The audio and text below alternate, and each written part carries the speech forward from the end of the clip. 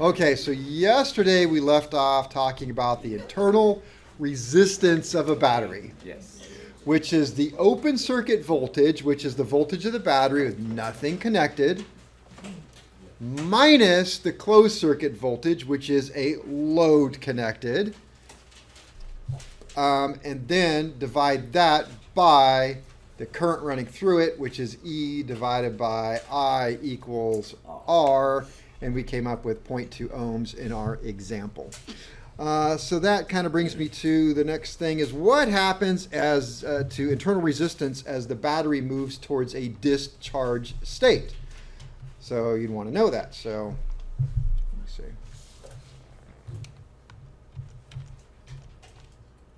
Yeah.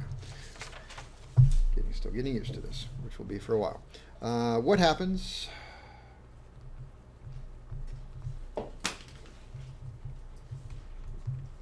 What happens to internal resistance, to IR, oh, thank you, to IR as the battery moves, as the battery.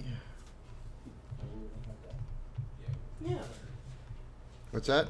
We don't have a battery on the lecture. Moves to discharged, I figured. I knew when I wrote it. Come on, work with me.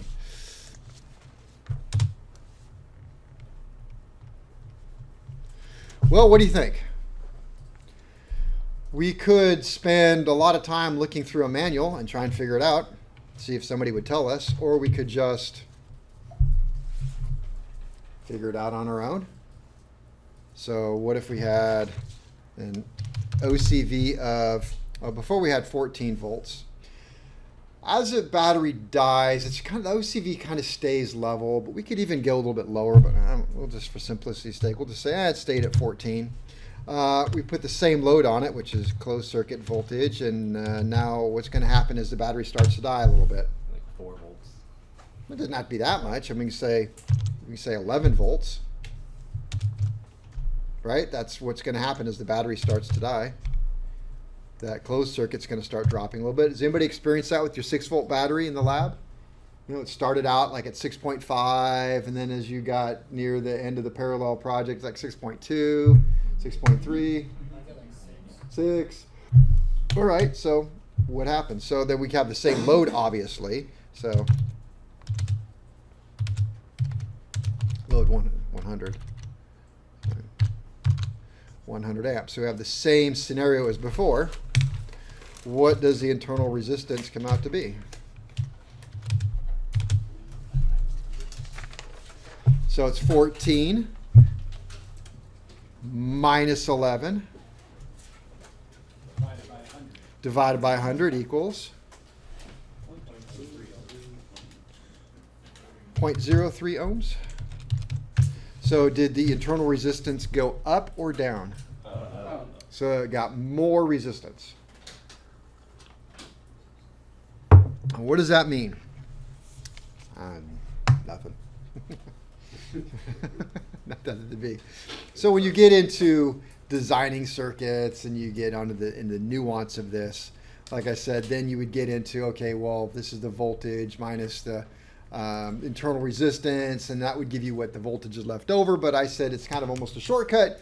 Just connect the circuit and measure the battery, and that's the voltage you get, because that's what you just get. So it's just another way of figuring out, I suppose, out of nominal what you would get for your circuit, but you would still have to know so many factors. I just circle around and say it's just faster to just measure what your closed circuit is and just call it a day. But it's a good Ohm's law exercise. So as the battery discharges,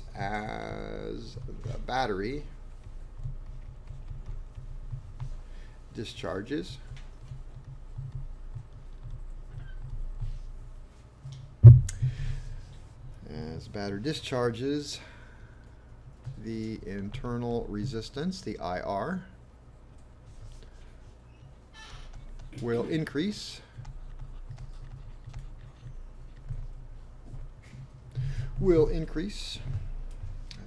Yeah, that's good enough right there. And then I said yesterday, not to be confused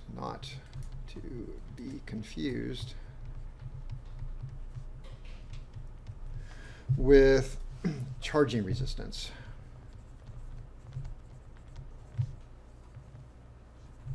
It really doesn't like to on that one.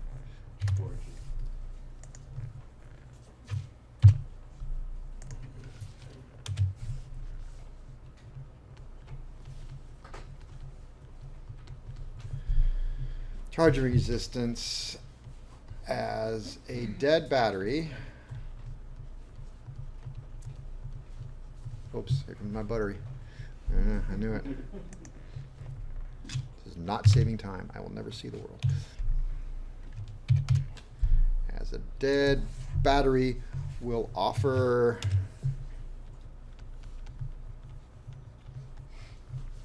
little resistance.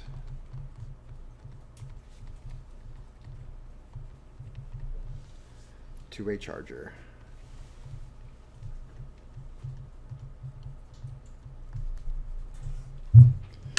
Which was my example yesterday. If we have a dead battery or it's deeply discharged and we put it on a constant potential charger, which means what's going to be set and nailed in?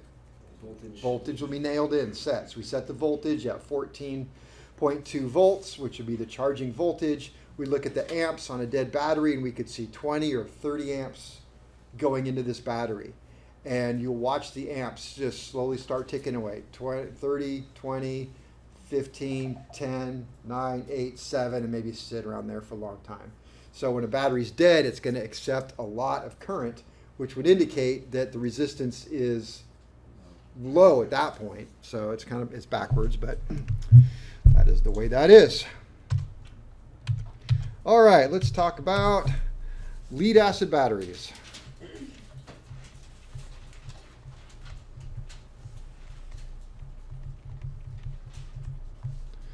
Or the lead acid battery.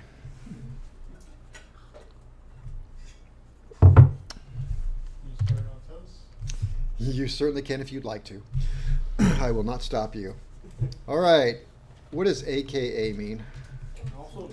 Also known as a storage battery.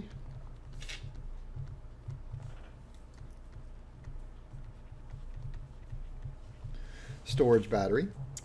Also known as a what? Wet cell. A wet cell. Well, I'm going to go with secondary right now. What does that mean? Secondary. Needs to be charged. Rechargeable. You got to put a charge on it. It's not just eating up its chemicals and then being thrown out. There are, this is pretty accurate. Two types of lead acid batteries.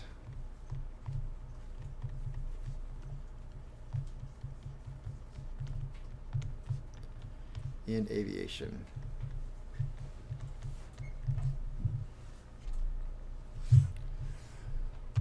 One of them is the vented cell.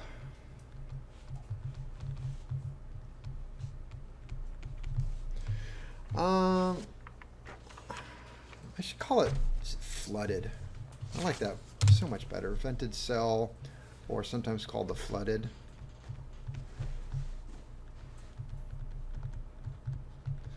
That's your pink gill battery that we've been working with. That is similar, I can't really say that. It's similar to a standard car battery, but now they're changing. So it has the screwable tops.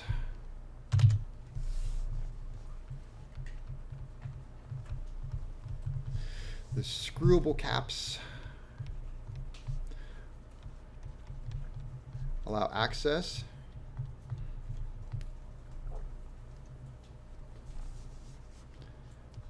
to top of cells for servicing.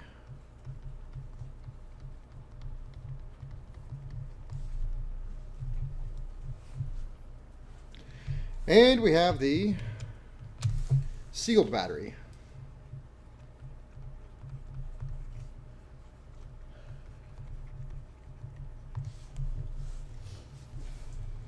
That would have no ports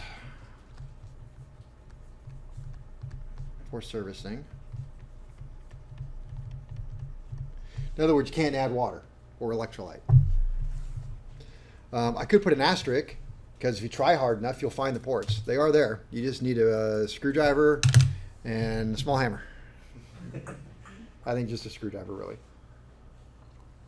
was like when they moved the headphone jack from the phone, from iPhone.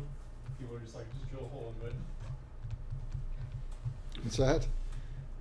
When they removed the 3.5 mil jack from iPhones. Oh. People were just like, oh, just drill into it to make 5 It's mil kind of, jack. yeah, it's fitting in there. All right, what would be my big advantage over a sealed battery versus... I don't have an advantage for a lead cell, for the serviceable battery. I mean, I guess we can just talk about the advantages of the sealed battery. What would my advantage be? They don't leak. No leaks. No leaks. Okay, I love that one. No leaks. That's like the number one thing to me. So it is a requirement that battery boxes need to be vented, because as we'll write in a little bit, when batteries are being charged, they give off hydrogen gas. Hydrogen gas is a little explosive-y. And so it's not good to have explosive gas build up in the aircraft. So they have to have a vent system, which means that if you have a flooded battery, then you have a vent system. Some aircraft use a literal glass jar with a lid that just screws in, and you'll have the vent comes into the glass jar, and then when coming out of the glass jar, so that the acid will collect in the glass jar rather than being vented out. Well, my airplane, it comes through, it vents the battery box, and there's a little stub sticking out the bottom of the aircraft about that far. So what's being vented out? Hydrogen and acid. So what's the acid doing in the bottom of my airplane and my paint job? Just Making it look better. Yeah, it's not doing it. It's not a nice clean spot right there. So no ports for servicing. Are there any disadvantages? To the sealed. Yeah, to the sealed? not serviceable. They're not serviceable, but if you don't need to, then I guess we could argue one lasts longer than the other, but I have not seen that. Is there a price I've not- difference? Yeah. I think there's a big price difference. Is the sealed battery expensive? More Mhm. expensive? More? I want to say when I looked at mine, the Gill was less expensive than the Concord, but I also bought the bigger, more cranking amps. So all right, let's see here. Where am I at here? The sealed lead acid battery is like what you'd see in most cars nowadays. I think so. Yeah. Because like mine, it's like there's no valves on or anything. My grandpa's like an electric golf cart though that still has flooded lead acid batteries. Yeah. All right, so we have our standard battery. I just say no leaks. I had to.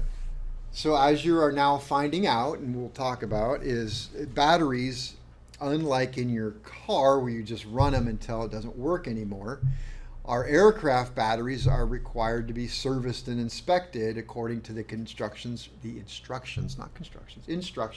for continued airworthiness. So if you follow the rules and the manual that the battery comes with, says that periodically, and I think it's 6 months for the Gill now, you're supposed to pull it out of the aircraft, make sure it's got a full charge, and do a deep discharge test on it to see if it's still good. And if it's not, then you have a reconditioning process that you're allowed to do a minimum amount of times. And then if it doesn't pass, then you throw it out and you buy a new one, even though it seemed to be working absolutely fine.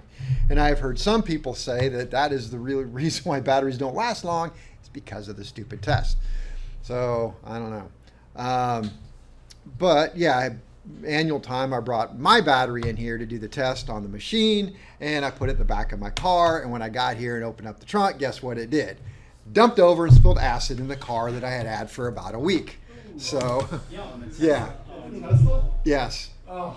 Yeah, so it's down to I ripped the carpet out and ran in here, and I put it in the sink, and I baking powder all over it and rubbed it, and it worked.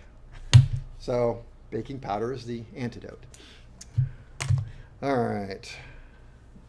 What else was? What was the other one? It was like milk of something. Milk of magnesia. magnesia. Milk of magnesia. What even is that? Milk of amnesia. Although poor Arlene got the toughest question of the day. Milk.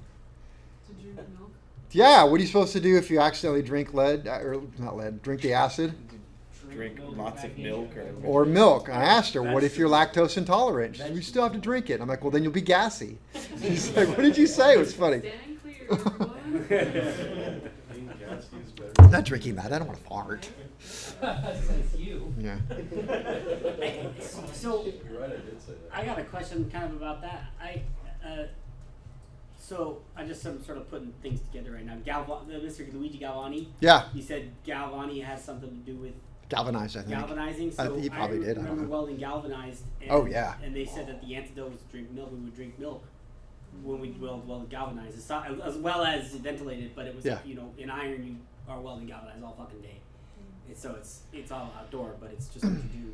And I'm wondering if that is the same thing as the battery acid. Is it? No, it's acid. I don't Okay, think it's- I'm just wondering because Galvani. Oh, I see what you're doing. Yeah.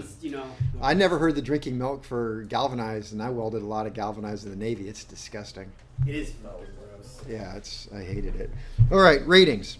So aircraft batteries are rated. Let's see, common. When I say common, I'm going to say these are the only two I know about. Common aircraft battery.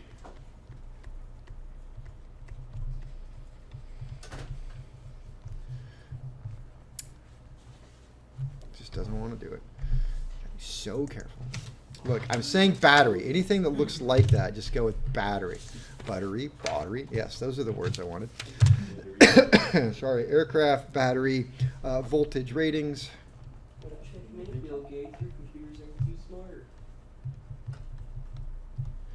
Ratings are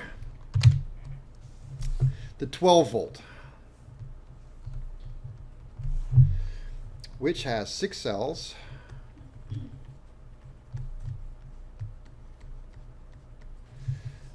Connected in what? Series or parallel? Series. Series.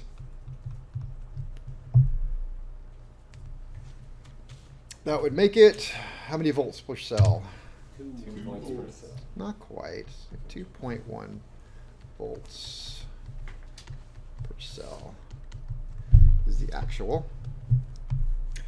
That would be then, what would the open circuit voltage be? 14.6 or no, 24.6. 12.6. Whatever that 12.6. No. Right? It's about what it should be. Nominal is just 12. Nominal will be 12, yeah. Yeah. But the real, I mean, when you measure a good battery, it should be 12.6. Okay. And then we've got the 24. 24 volt, which has, let's go say 12 Haas. cells. How many? 12. 20, not 20. 20? How about double? 12 cells. Oops.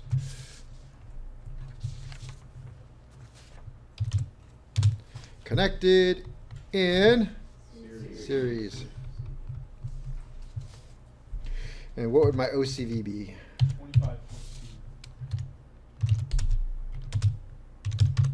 25.2 volts. Make sure you're right. He is right. Volts. All right. So we have this. We don't have 6 in aircraft. We just have the. Forgot. I left this in here. Oh, what do you mean? It's in here for a whole year, waiting for me. This is not an aircraft battery. What kind of battery would this be? A car battery. How would we describe it? Red. A learning battery? It's orange. That's red. That's right. I know, but I just wanted to be wrong. Not airworthy. No, what kind of battery? Automotive, yes, but Flooded? flooded. There we go. Flooded battery because it has the The vents. open caps right there, the open vents. So we'll talk a little more about that. It's got 1, 2, 3, 4, 5, 6 holes on top, which means it has how many cells? 6. So 6 cells. So it is a what? 12 volts. 12 volt battery. And if I measure it from here to here, it would measure 12.6. nothing. It's empty. Look at it. If it would- No, it'd be 12.6, right? Okay. All right. So first we have, is it a 12 or 24? And I guess we could talk about why 12, why 24. My aircraft has a 12 volt battery. The very next year they made my plane, they put a 24 volt battery in there. So what are advantages and disadvantages of 12 versus 24? That's a good question. What do you think? Well, it's probably lighter. 12 is lighter, 12 is cheaper. 24. I would say that the components for a 12 tend to be cheaper. They're more readily available, seems like. So I'd much rather have 12. What are the advantages of 24? Got more juice. You got a lot more power to push it through those wires. So those guys probably don't have problems with their starters dragging like I do and have to get, worry about a little bit of corrosion and stuff. So what else? Would there be more? Wouldn't there be more amperage? No.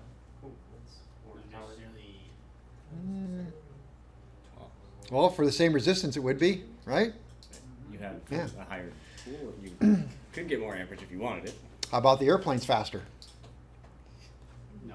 I don't know how that works. Yeah. Would you like me to explain how it works?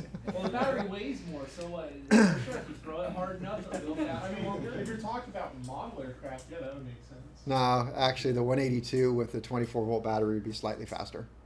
Yeah, you get Larger a hotter motors? spark, is what you're saying? No, magnetos make the spark. Please Whoa, explain bigger how that motors? In an aircraft, the tail pushes down. Oh, you're more athlete. Oh. Yeah. The more, and so serious, a lot of people with 182s, they put, we had a customer, they actually took plates off of weight set and set them back there to go faster.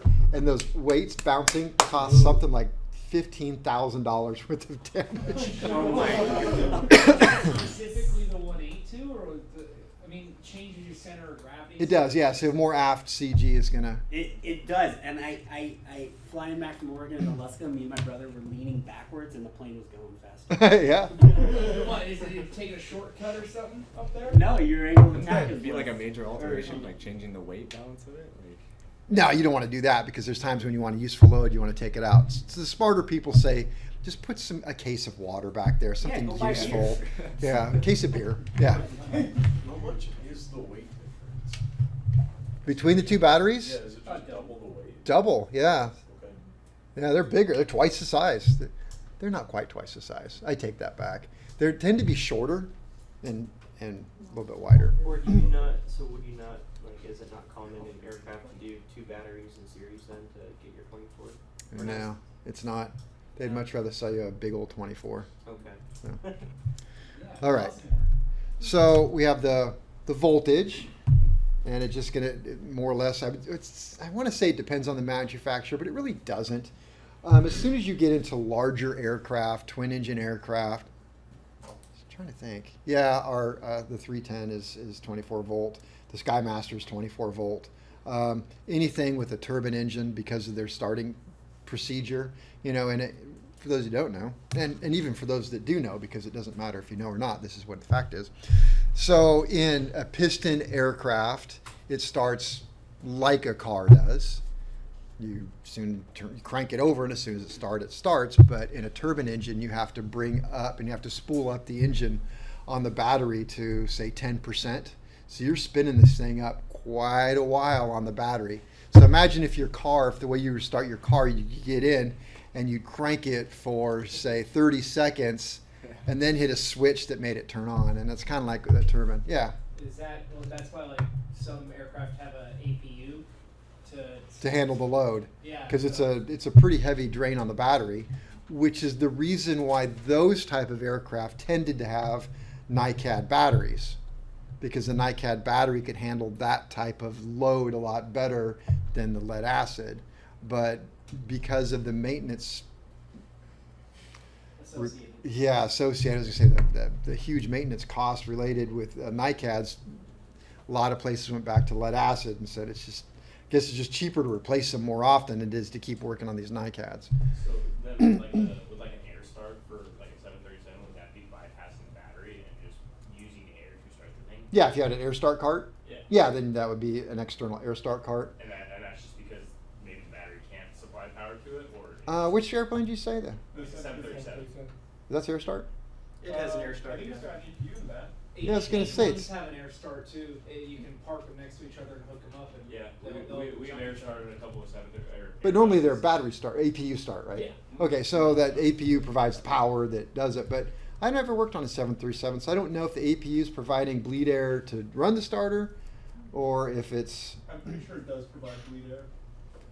yeah, for the starter though?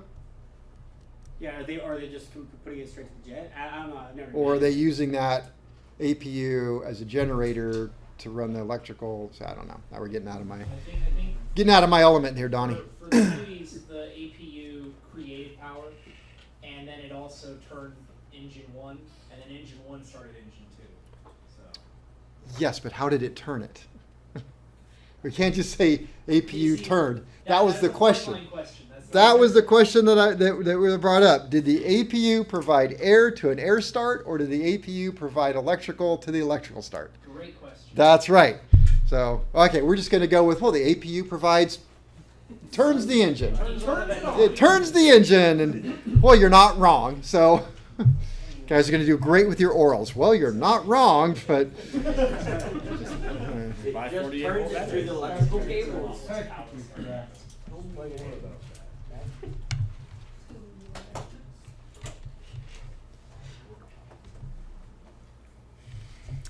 Or also rated.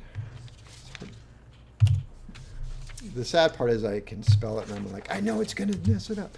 Are also rated in amp hours. Also rated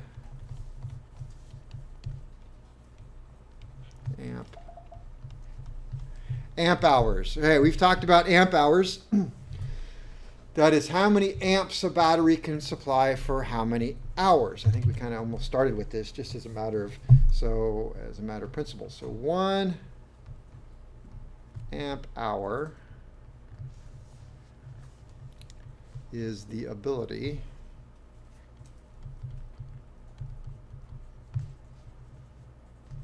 of a battery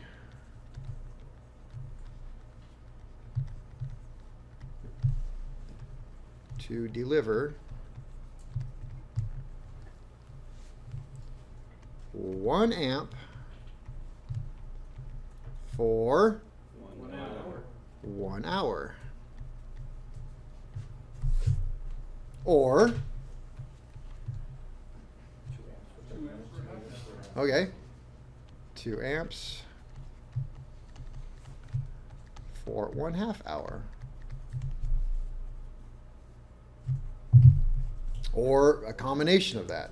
Half amp for 2 hours. You got it. Okay, so hopefully you got it. So if you understand that. So how do we figure out amp hours? Look at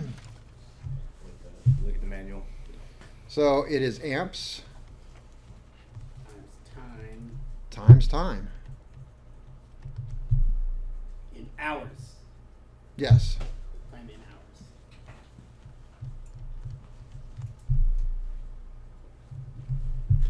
So it doesn't have to be the same. You know, I could, in theory, do 2 amps for 30 minutes and then 2 amps for 30 minutes and 4 amps for 30 minutes. Well, how many amp hours is that? 1 amp hour for the first one and 2 amp hours for the other. Well, how much time did I do it? 0.5. 30 minutes and 30 minutes is, Half an hour. well, 30 minutes and 30 minutes is roughly an hour. Oh, you're saying you did Total. discharge to add 2 amps for 30 Yeah. minutes and add 4 amps. Yeah, So it's Oh. So so that's 1 hour and how many amps? 6. Oh, 6 amp hours. So six amp hours. So you can kind of split it up in there if you had to. We thought you were saying 2 different batteries. Nah, it's one thing, you're doing it that way. All right, so let's see here. I do have some video stuff, which will be, let's see, we'll stop this.